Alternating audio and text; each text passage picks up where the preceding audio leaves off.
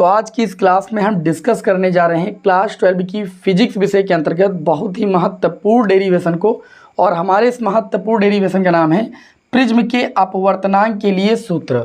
तो यहाँ पर इस क्लास में आप लोगों को हम प्रिज्म के अपवर्तनांक के लिए सूत्र का निगमन कराने वाले हैं। और ये प्रश्न बोर्ड एग्जाम की दृष्टि से बहुत ज़्यादा इंपॉर्टेंट है। आप थोड़ा सा हमें समय दीजिएगा, हम इस प्रश्न को बहुत ही आसान भाषा में आप सभी लोगों को समझा देंगे। आपको किसी अन्य वीडियो को देखने की ज़रूरत नहीं पड़ेगी। ठीक है, तो चलिए भाई स्टार्ट करते हैं बिना समय को लॉस किए हुए। सबसे पहले हम एक फिगर बना लेंगे प्रिज्म का ABC। ठीक है, यहाँ पर जो आपका AB देखिए, ये प्रिज्म का आगे का सिरा हमने बनाया है। ठीक, AB जो है ये क्या है, अपवर्तक पृष्ठ है। AC क्या है, अपवर्तक पृष्ठ है। ठीक है, और इन दोनों अपवर्तक पृष्ठों के बीच जो कोण बनता है उसे हम कहते हैं प्रिज्म कोण या अपवर्तक कोण। उसे हम A से व्यक्त करते हैं। तो वैसे भी मैंने यहाँ पर शीर्ष को A से व्यक्त कर दिया है। ठीक है, याद रखिएगा। यहाँ पर अपवर्तक पृष्ठ AB पर मैंने एक अभिलंब खींचा है, मतलब पृष्ठ से 90 डिग्री का कोण बनाते हुए रेखा खींचा है। क्योंकि प्रिज्म से अपवर्तन की घटना को हम दिखाएंगे ना, इसलिए अभिलंब जरूर खींचेंगे। क्योंकि अपवर्तन की घटना में अभिलंब खींच करके ही तो हम आपतित किरण और अपवर्तित किरण के बीच कोण का जो है निर्धारण करते हैं। आपतित किरण और अभिलंब के बीच आपतन कोण, अपवर्तित किरण और अभिलंब के बीच अपवर्तन कोण, ये सब करते हैं कि नहीं करते हैं। तो इसलिए सबसे पहले अपवर्तन की घटना को दिखाने से पहले हमने दोनों अपवर्तक पृष्ठों पर नॉर्मल खींच लिए, यानी अभिलंब खींच लिए हुए हैं। ये आपका अभिलंब है पहला, तो इसको हम N1 नाम दे देते हैं। ठीक, ये दूसरा अभिलंब है, इसको हम N2 नाम दे देते हैं। बताइए यहाँ तक किसी विद्यार्थी को कोई दिक्कत? कोई दिक्कत नहीं। अब हम एक प्रकाश की किरण को क्या करते हैं, इस अपवर्तक पृष्ठ पर तिरछा आपतित करते हैं। ये हमारी एक प्रकाश की किरण है। ठीक है, आपको दिखाई पड़ रहा है, एकदम अच्छा दिखाई पड़ेगा, कोई टेंशन लेने की जरूरत नहीं है। ये क्या है, ये एक प्रकाश की किरण है, इसको हम आपतित किरण कहेंगे। कौन सी किरण कहेंगे? आपतित किरण कहेंगे। इस किरण को हम आपतित कर रहे हैं।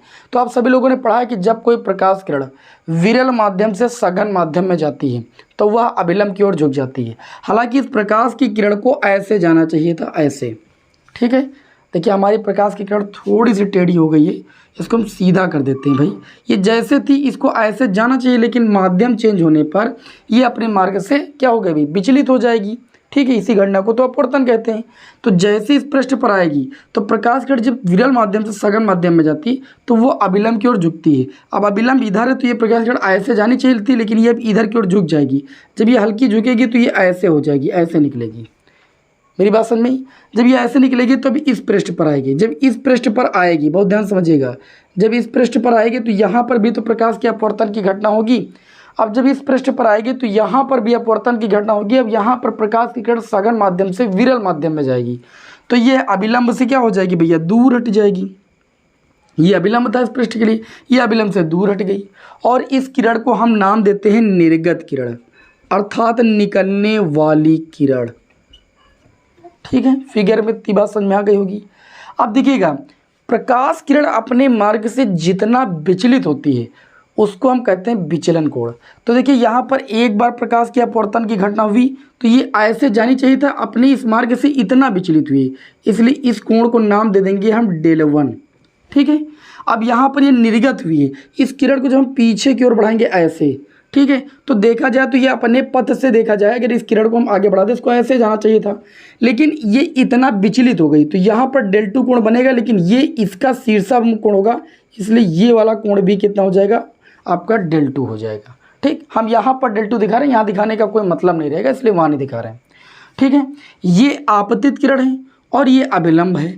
आपतित किरण और अभिलंब के बीच कौन सा कोण बनता है, आपतन कोण। इसको हम I1 नाम दे देंगे। ठीक है, अच्छा यहाँ पर देखिए, तो ये प्रकाश किरण ऐसे अपवर्तित हुई तो ये अपवर्तित किरण है, ये अभिलंब है। अपवर्तित किरण और अभिलंब के बीच कौन सा कोण बनता है, अपवर्तन कोण। यहाँ पर पहली बार अपवर्तन है, इसको हम R1 नाम दे देंगे। ठीक है, अपवर्तन कोण को R से लिखते हैं, लेकिन यहाँ R1 दे देंगे क्योंकि 2 बार अपवर्तन हो रहा है। यहाँ पर देखिए, ये आपतित किरण ही है इस पृष्ठ पर और ये अभिलंब है। यहाँ पर आपतन कोण होगा और यहाँ पर आपतन कोण का नाम हम देंगे R2। क्या नाम देंगे, R2। ठीक, ये अभिलंब है और ये निर्गत किरण है। अभिलंब और निर्गत किरण के बीच अपवर्तन कोण होगा और इस अपवर्तन कोण को हम नाम देंगे I2। क्या नाम देंगे, I2। पहले इतनी चीज फिगर में आप समझ लीजिए, डेरिवेशन आपका ऐसे ही हो जाएगा। ठीक है। देखिए यहाँ पर डेल 1 और डेल 2 क्या है, आपके विचलन कोण है। ठीक है, पहली बार अपवर्तन की घटना में प्रकाश कण कितने डिग्री कोण विचलित हुई वो कोण है, और दूसरी बार अपवर्तन की घटना में डेल 2 आपका विचलित हुआ है। दोनों का परिणामी जो विचलन कोण होगा वो आपका यहाँ पर बनेगा, इसको हम डेल नाम देंगे। ठीक है, क्योंकि दोनों किरणों को आगे बढ़ाया गया है। ठीक है, तो यहाँ पर जो कोण बनेगा इसको हम कहेंगे विचलन कोण। ठीक है, अब यहाँ पर हम क्या करेंगे, बहुत ध्यान समझिएगा, नाम थोड़ा दे देंगे, ए बी सी, इसको नाम दे देंगे हम डी पॉइंट, इसको नाम दे देंगे हम ई पॉइंट। ठीक, इतना फिगर में समझ गए। ये प्रकाश कण देखिए यहाँ से शुरू हुई थी, इसको पी नाम दे देंगे, इस बिंदु पर आई इसको नाम हम क्यू दे देंगे, इस पॉइंट पर आई इसको नाम हम आर दे देंगे, और यहाँ पर है समाप्त हुई इसका नाम हम एस दे देंगे। ठीक है, अब फिगर इतना आप सभी लोगों को अगर समझ में आ गया है तो हमें पूरा भरोसा है कि डेरिवेशन में आपको कोई दिक्कत नहीं होगी। अब प्रिज्म के पदार्थ के अपवर्तनांक के लिए हमें सूत्र का निगमन करना है, तो सबसे पहले आपको ये आना चाहिए कि इसका व्यंजक हमें प्राप्त क्या करना है। तो हमें प्राप्त करना है n बराबर साइन ए प्लस, कभी कभी क्वेश्चन में दे दिया जाता है कि ये चीज़ सिद्ध करो, साइन ए प्लस डेल एम बटे में 2 और अपान में साइन ए बाई 2, ये चीज़ लानी है। तो ये व्यंजक प्राप्त करने के लिए आप ध्यान से देखिएगा, थोड़ा सा कम दिखाई दे रहा है। इस व्यंजक को प्राप्त करने के लिए देखिए यहाँ पर स्नेल का नियम लगाया गया होगा, तभी साइन आई बटे साइन आर के रूप का लिखा हुआ है। अर्थात हमें इस सूत्र का अगर निगमन करना है तो हमको देखा जाए तो आई और आर का मान निकालना है। आई और आर का मान निकाल करके हम स्नेल के नियम में आई और आर का मान यहाँ रख देंगे, बस यही व्यंजक आ जाएगा। ठीक है, तो हमें कैलकुलेशन इसमें बहुत अच्छे से समझना है, क्योंकि सब कैलकुलेशन ही करना है। तो अब इतना फिगर अगर समझ गए हैं तो आपको डेरिवेशन समझ में आ जाएगा। यहाँ पर आपको यहाँ से लिखना शुरू करना है, जहाँ से हम आपको बता रहे हैं, बहुत स्टेप बाय स्टेप को समझिएगा। चित्र से देखिए यहाँ पर मैथ के काफ़ी सारे नियमों को हम लगाएंगे। जैसे आप सभी लोग जानते हो कि कक्षा 9 में पढ़ा शीर्षाभिमुख कोण आपस में बराबर होते हैं। यहाँ पर अगर देखें तो ये देखिए अभिलंब है, ये आपतित किरण है, इसके बीच बना ये कोण, और ये आपतित किरण ये ऐसे गई, इसके बीच बना कोण ये पूरा कोण, जिसमें डेल 1 और R1 दोनों आएगा। तो ये वाला पूरा कोण, ये वाला पूरा कोण एक दूसरे के शीर्षाभिमुख कोण होंगे, आपस में बराबर होंगे। तो हम कह सकते हैं कि ये जो हमारा PQN1 कोण है, कोण PQN1 ये किसके बराबर होगा, DQE के, कोण DQE के बराबर होगा। क्यों बराबर होगा, क्योंकि ये शीर्षाभिमुख कोण है। क्या है भाई, शीर्षाभिमुख कोण है, सभी लोग जानते हो ये क्या है भाई, शीर्षाभिमुख कोण है। अब देखिए PQN1 ये हमने कितना कोण माना है, I1 माना है, बराबर DQE ये दो कोणों में बटा हुआ है डेल 1 और R1, तो दोनों को जोड़ लेंगे डेल 1 प्लस R1। तो यहाँ से जब हम डेल 1 की वैल्यू निकालेंगे तो डेल 1 बराबर आ जाएगा I1 माइनस R1, इसको मान लेंगे हम समीकरण 1। कोई दिक्कत।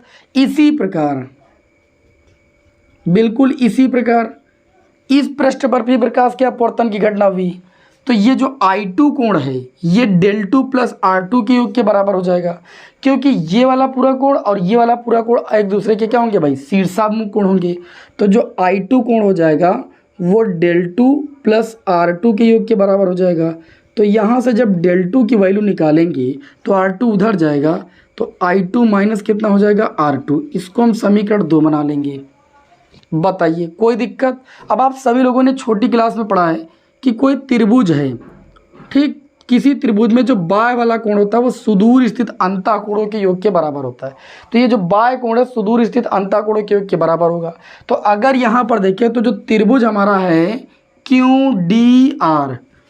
QDR में यहाँ पर हम लगाएंगे प्रमेय बहिष्कोण प्रमेय। कौन सी प्रमेय लगाएंगे, बहिष्कोण प्रमेय। तो बहिष्कोण प्रमेय ये कहती है कि किसी त्रिभुज में जो बाह्य कोण होता है वो सुदूर स्थित अंतःकोणों के योग के बराबर होता है। तो बाह्य कोण क्या है भाई, डेल है। तो ये जो डेल होगा ये सुदूर स्थित अंतःकोण डेल 1 और डेल 2 के योग के बराबर होगा। हम डेल 1 और डेल 2 का मान समीकरण और एक और 2 से उठा के रख देंगे, ठीक है। तो ये आपका हो जाएगा डेल बराबर, डेल 1 की वैल्यू है I1 माइनस R1, डेल 2 की वैल्यू है I2 माइनस R2। कोई समस्या, आप कहेंगे कोई समस्या नहीं। तो यहाँ से डेल बराबर आ जाएगा I1 प्लस I2, ठीक है। इसमें माइनस R1 माइनस R2 में माइनस कॉमन ले लेंगे तो ये R1 प्लस कितना हो जाएगा, R2। ठीक है। अब यहाँ पर इसको हम डिब्बे में बंद किए दे रहे हैं क्योंकि इसका मेन अभी यूज लगेगा। इसको मान लेंगे हम समीकरण 3। ठीक, इतना मानने के बाद आ जाएंगे, लिखेंगे 9। अब हम यहाँ पर लेंगे एक चतुर्भुज। चतुर्भुज कौन सा लेंगे? ए क्यू ई आर।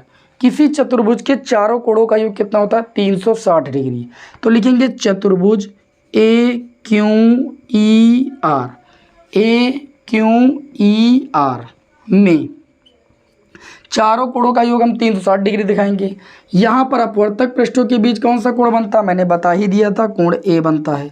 चतुर्भुज का दूसरा कोण कौन सा होगा? चतुर्भुज का दूसरा कोण ये वाला होगा, क्योंकि ये लंबवत रेखा है तो ये इस पृष्ठ से कितने डिग्री का कोण बनाएगी? 90 डिग्री का। तो यहाँ पर दूसरा कोण 90 डिग्री हो जाएगा। अच्छा, ये वाला कोण जो ई है, अर्थात इसको क्यू ई आर भी बोल सकते हैं, कोण क्यू ई आर, ये तो पता नहीं भाई।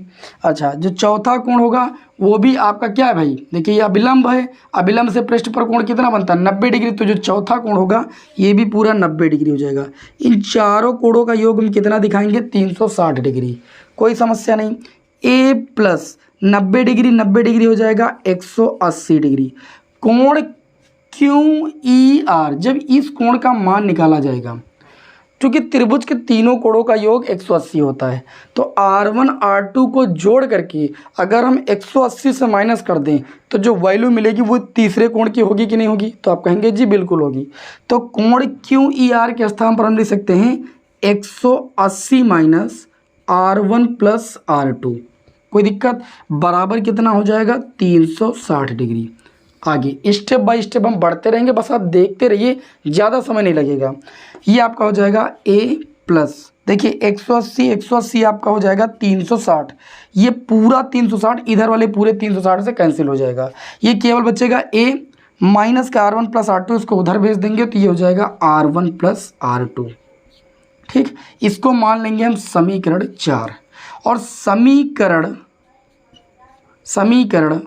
4 से R1 प्लस R2, जो ये R1 प्लस R2 का योग a के बराबर है, इसकी वैल्यू उठा के समीकरण 3 में रख देंगे। समीकरण 4 से R1 प्लस R2 का मान कहाँ पर रखने पर? समीकरण 3 में रखने पर। समीकरण हम 3 में भैया रख देंगे। ठीक, समीकरण 3 क्या है? देखिए समीकरण 3 है डेल बराबर I1 प्लस I2, ये लिख दिया मैंने, बहुत ध्यान से समझिएगा, ये सबसे मेन समीकरण है। माइनस R1 प्लस R2 के स्थान पर कितना ले सकते हैं? a। इसको भी हम ब्रैकेट में कर देते हैं और ये हमारी समीकरण हो जाएगी समीकरण नंबर 5। समीकरण 4 और 5 बहुत ज़्यादा इंपॉर्टेंट है, यहीं से आपका I और R का मान आएगा। बस आपको व्यंजक प्राप्त हो जाएगा, कोई दिक्कत नहीं होने वाली। बताइए, यहाँ तक किसी विद्यार्थी को कोई दिक्कत है? आप कहेंगे जी कोई दिक्कत नहीं। क्या इस फिगर को हम रफ कर दें? इस फिगर को रफ कर देंगे तो हमारा पूरा डेरिवेशन आ जाएगा बहुत आसानी के साथ। इसको हम पूरा रफ कर देते हैं क्योंकि अब कैलकुलेशन ही बचा हुआ है केवल। चलिए इसको रफ कर देते हैं, इसका काम हो चुका है, जो बताना था ये हो चुका है सब। इसको रफ कर देते हैं भाई हम। ठीक, आप बना लीजिएगा। अब हमारे पास जगह कम है तो हमको इसी में काम चलाना पड़ेगा ना। चलिए इसको हम यहाँ से हटा देते हैं। अब यहाँ से लिखना शुरू करते हैं। अब देखिए समीकरण 4 और 5 अल्पतम विचलन की स्थिति में, क्योंकि हमको अल्पतम विचलन की स्थिति में निकालना है, तो लिखेंगे अल्पतम विचलन की स्थिति में, अल्पतम विचलन की स्थिति में याद रखिएगा कि जो अल्पतम विचलन की स्थिति होती है तो जो कोण I1 होता है वो I2 के बराबर होता है। मान लेते हैं ये कोण I के बराबर, दोनों कोण बराबर होते हैं। और जो R1 कोण होता है वो R2 के बराबर होता है, मान लेते हैं इसको ये R के बराबर।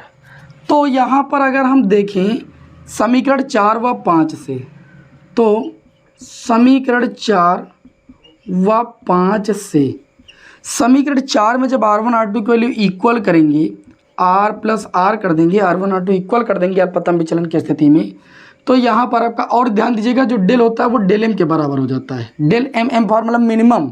ठीक, जो विचलन कोण होता है वो बहुत ही अल्पतम विचलन कोण कहलाता है, इसलिए इसको डेल एम से लिखेंगे। अब आर आर कितना हो जाएगा? 2R बराबर कितना? a। तो r बराबर कितना हो जाएगा? a/2। अपवर्तन कोण हमारा आ चुका है, एक टारगेट पूरा हो चुका है। तथा जो समीकरण 5 इसको ध्यान दीजिएगा, डेल किसके बराबर हो जाएगा, डेल एम के।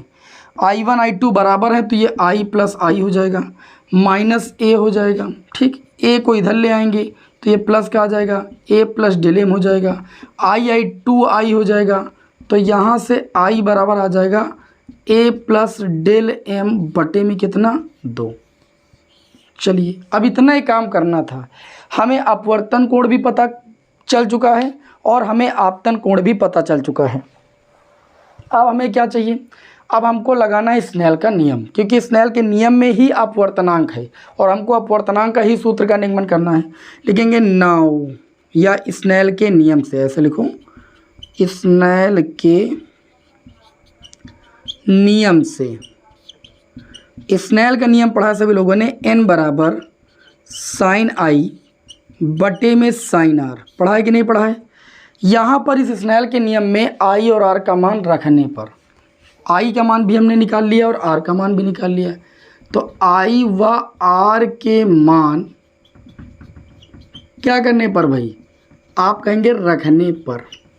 दिखाई पड़ रहा है, नहीं दिखाई पड़ेगा तो हम तुमको दिखाएंगे, टेंशन नहीं लेना, ठीक है। आई व आर के मान रखने पर, थोड़ा सा इसको कर देते हैं, चलिए भाई रखेंगे भाई। तो n बराबर साइन, अब बताइए आई का मान कितना आया, तो आप कहेंगे a प्लस डेल एम बटे 2 आया, बटे में आ जाइए साइन। r का मान कितना आया, तो आप कहेंगे r का मान हमारा आया a/2, तो ये आपका हो जाएगा a/2। अब जो ये व्यंजक निकल के आया है, यही प्रिज्म के पदार्थ के अपवर्तनांक का सूत्र है। तो यही प्रिज्म के अपवर्तनांक का सूत्र है। किसका है भैया, अपवर्तनांक का सूत्र है। कई बार ये प्रूव करने के लिए आता है, बात समझ में। यहाँ पर इस सूत्र में n क्या है, प्रिज्म के पदार्थ का अपवर्तनांक, a क्या है, प्रिज्म कोण या अपवर्तक कोण, डेल m क्या है, अल्पतम विचलन कोण, a क्या है, बता ही चुका हूँ मैं, प्रिज्म कोण। अच्छा, यहाँ पर अगर आपसे ये कहा जाए कि प्रिज्म बहुत पतला है, तो इसको भी लिख लीजिएगा, यदि प्रिज्म बहुत पतला हो, क्या हो भाई, प्रिज्म बहुत पतला हो, तो जब प्रिज्म बहुत पतला हो तो जो हम ज्याएँ होती हैं, अर्थात ये जो साइन है, इसको ये क्या कर देते हैं, छोड़ देते हैं, क्योंकि इस स्थिति में कोण बहुत छोटे हो जाते हैं। तो n बराबर आपका हो जाएगा, ज्याओं को छोड़ने पर ऊपर बचेगा a प्लस डेल एम बटे में 2, नीचे बचेगा a बटे में 2, 2 से 2 कैंसिल आपका हो जाएगा। ये जो बटे वाला a है ये n के गुणे में आ जाएगा, n इंटू a हो जाएगा, a प्लस कितना हो जाएगा, डेल एम।